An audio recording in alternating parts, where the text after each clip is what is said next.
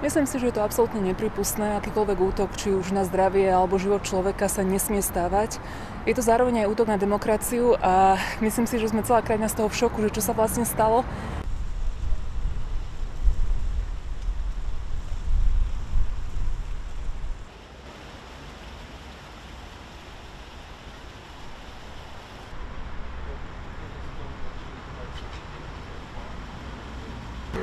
Verím, že si viacerí ľudia alebo celá spoločnosť ako tak vstúpi do svedomia, pretože skutočne tá polarizácia je tu obrovská a vplýva to na všetky sektory a segmenty a myslím si, že by sme ako spoločnosť sa mali trošku spamätať a začať fungovať ako ľudia.